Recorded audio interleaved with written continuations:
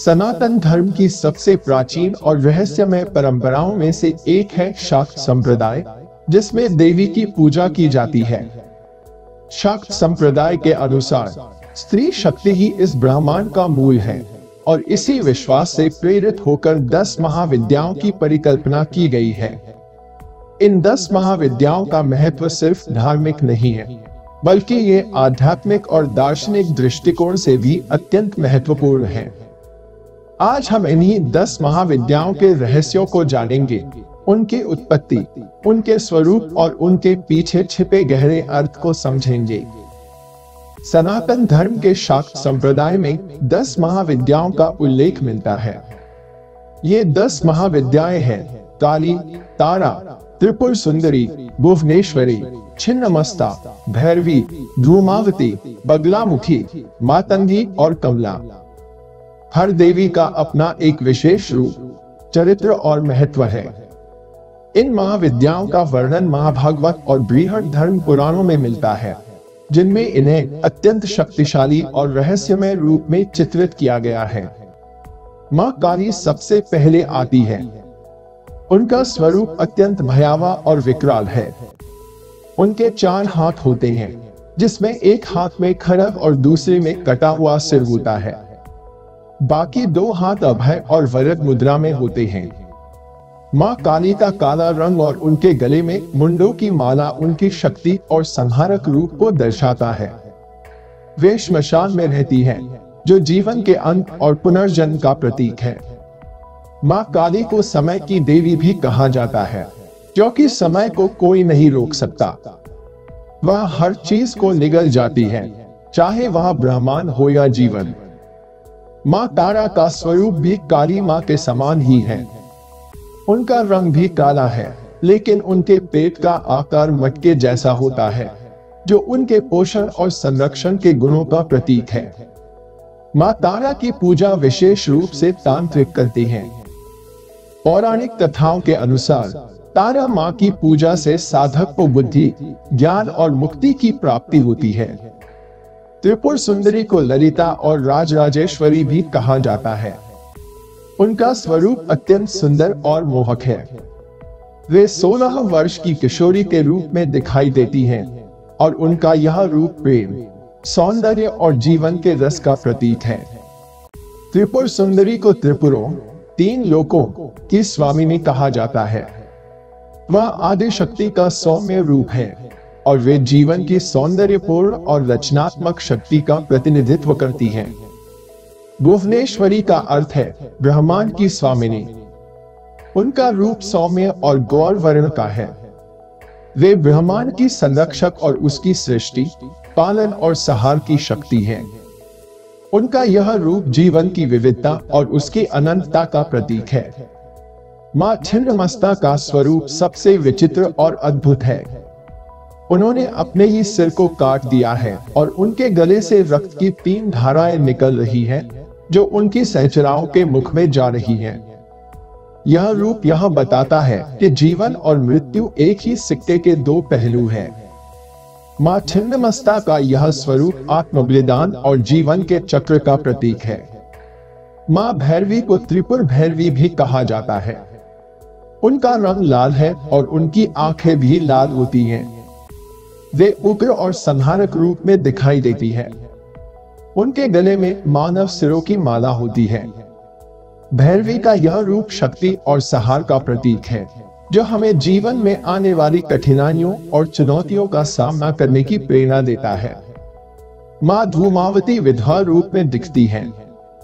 वे शोक और दुख की देवी हैं, लेकिन उनका यह रूप हमें यह सिखाता है कि दुख और शोक भी जीवन का हिस्सा है। उनके स्वरूप से हमें यह शिक्षा मिलती है कि जीवन में कठिनाइयों का सामना कैसे किया जाए और कैसे उनसे उबरकर आगे बढ़ा जाए। मां बगलामुखी को स्तंभन शक्ति की देवी कहा जाता है। उनका पीला रंग और पीले वस्त्र उन्हें विशिष्ट बनाते हैं। वे अपने शत्रुओं को स्तंभित कर देती हैं और उनके वचनों को रोक देती हैं। उनकी पूजा विशेष रूप से शत्रुओं पर विजय पाने के लिए की जाती है। उनका यह रूप यह सिखाता है कि कैसे जीवन में हमारे विचार और वाणी को नियंत्रित किया जाए। मां मातंगी को कलाओं और विद्या की देवी माना जाता है। उनका स्वरूप कृष्ण वर्ण का है और वे संगीत, कला और ज्ञान की संरक्षक है। वे साधकों को संपूर्ण ज्ञान की प्राप्ति कराती हैं। मातंगी का यह रूप यह बताता है कि जीवन में कला और ज्ञान का कितना महत्वपूर्ण स्थान है। मां कमला को लक्ष्मी का तांत्रिक रूप माना जाता है। वे धन, वैभव और समृद्धि की देवी हैं। उनका स्वरूप अत्यंत सुंदर और मोहक है। वे साधकों को भौतिक और आध्यात्मिक समृद्धि का आशीर्वाद देती हैं। मां कमला का यह रूप हमें यह सिखाता है कि भौतिक समृद्धि के साथ साथ आध्यात्मिक समृद्धि भी महत्वपूर्ण है। अब प्रश्न यह उठता है कि इन 10 महाविद्याओं की उत्पत्ति कैसे हुई और इनके पीछे क्या आध्यात्मिक संदेश छिपा हुआ है। शाक्त संप्रदाय में अवतारवाद की अवधारणा का महत्वपूर्ण स्थान है। जैसे विष्णु के 10 अवतार होते हैं, वैसे ही आदि शक्ति के 10 रूपों को 10 महाविद्याओं के रूप में देखा जाता है। प्रत्येक महाविद्या का एक विशिष्ट रूप और उद्देश्य है, जो साधक को जीवन के विभिन्न पहलुओं को समझने और आध्यात्मिक उन्नति के मार्ग पर आगे बढ़ने में मदद करता है। कथा के अनुसार एक बार माता सती के पिता दक्ष ने यज्ञ का आयोजन किया, लेकिन उन्होंने शिव और सती को आमंत्रित नहीं किया। सती फिर भी उस यज्ञ में जाने की जिद करने लगी, लेकिन शिव ने उन्हें मना कर दिया। माता सती ने अपने 10 रूप धारण किए और 10 दिशाओं में शिव को घेर लिया, जिससे 10 महाविद्याओं की उत्पत्ति मानी जाती है। इस कथा का आध्यात्मिक अर्थ यह है कि 10 महाविद्याएं हमारे शरीर के 10 द्वारों का प्रतीक है। 2 आंखें, 2 कान, 2 नासिका छिद्र, 1 मुख, 1 आगे का मलद्वार, 1 पीछे का मलद्वार और 1 ब्रह्मरंध्र। इन महाविद्याओं के माध्यम से साधक को जीवन के विभिन्न पहलुओं को समझने और अपनी इंद्रियों पर नियंत्रण प्राप्त करने का ज्ञान मिलता है। साधना के मार्ग में इन 10 महाविद्याओं का महत्व अनन्य है। प्रत्येक महाविद्या एक विशिष्ट साधना का मार्ग दिखाती है, जो साधक को आत्मज्ञान की ओर ले जाती है। उदाहरण के लिए, मां काली की साधना से साधक को भय पर विजय प्राप्त होती है। इसी प्रकार मां तारा की साधना से जीवन में आने वाली बाधाओं को पार करने की शक्ति मिलती है। त्रिपुर सुंदरी की साधना से साधक को प्रेम, सौंदर्य और भक्ति का अनुभव होता है।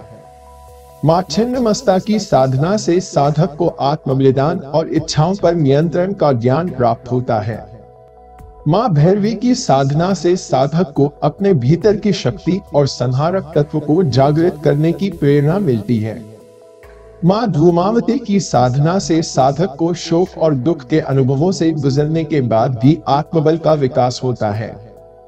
बगलामुखी की साधना से साधक को शत्रुओं पर विजय प्राप्त होती है, जबकि मातंगी की साधना से ज्ञान और विद्या की प्राप्ति होती है।